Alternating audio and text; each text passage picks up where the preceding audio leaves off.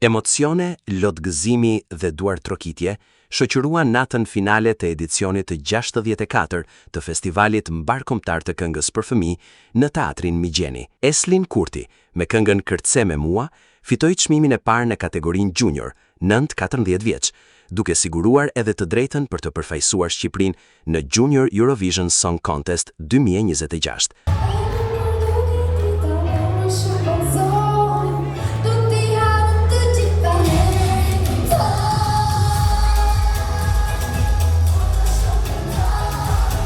Në kategorinë e të vegjëlve triumfoi Ajri Drishti me këngën Nuk kam ku luj. Pas ndarjes së çmimeve, dy fitueset ndan emocionet e para për këtë sukses dhe për eksperiencën në skenën e festivalit. Jam shumë kënaqur për veten, ndihem shumë e lumtur.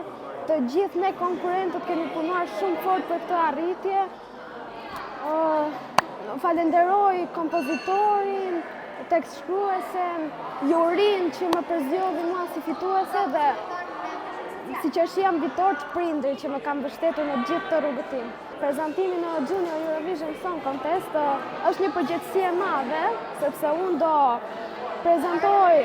do përfaqësoj Shqipërinë në Junior Eurovision, po mezi po pres madje, ne kemi bërë një rregull që unë do zgjedh 6 vajza, të cilat nuk mund të marrin dot pjesë vitin tjetër, do të i marr me vete në Junior Eurovision Song Contest 2026 në Malta. Se prisja këtë gjë. Kujt ja dedikon gjithë suksesin tënd? Babaj tim që më ka bërë tekstin dhe muzikën dhe Ilir Zogës që më ka bërë orkestrimin. Përzgjedhja e këngës fituese për Junior Eurovision i ka dhënë festivalit edhe më shumë rëndësi dhe vlera artistike, thonë organizatorët. Vendosja e përfaqësimit në Junior nga fituesja e kësaj kategorie në festivalin ton është një vlerë që i shtohet festivalit. Por pa modesti, në emër të 64 viteve punë edhe të një laboratori të jashtëzakonshëm të krijuesve që ka shërbyer si trampolin për qindra e qindra talente që na kanë krijuar pastaj mundësinë të emocionohemi si shqiptar, jo vetëm në Shqipëri, po edhe kudo në botë.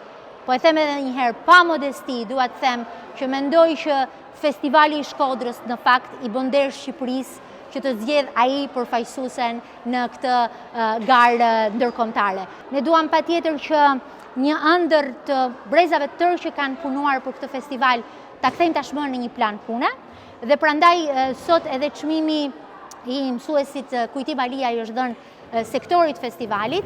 Më lejoni të them që për herë të parë, jo vetëm në Shqipëri, po edhe në rajon, një veprimtari kulturore dhe aq më tepër një garë për fëmijë ka një strukturë të dedikuar e cila punon gjatë gjithë vitit për mbarvajtjen e saj. Kjo ndodh për herë të parë në Shqipëri, ndodh në Shkodër. Finalizojmë një punë disa mujore, sinqerisht mbyllim një fest, shumë emocione, por kur produkti është shumë i mirë, ne jena shumë të lumtur. Ndjehem krenare për një korrit të mrekullueshëm të fëmijëve, për çdo këngë që ka ardhur, por megjithatë ndjehem krenare me një staf të përkushtuar dhe të mrekullueshëm që ka qendra kulturore dhe që ka pikërisht ky festival. Festivali mbarkombëtar i këngës për fëmijë u zhvillua për 3 net me radhë në Shkodër, duke sjellë në sken 31 krijime të reja dhe duke kthyer qytetin në qendrën e muzikës për fëmijë në Shqipëri.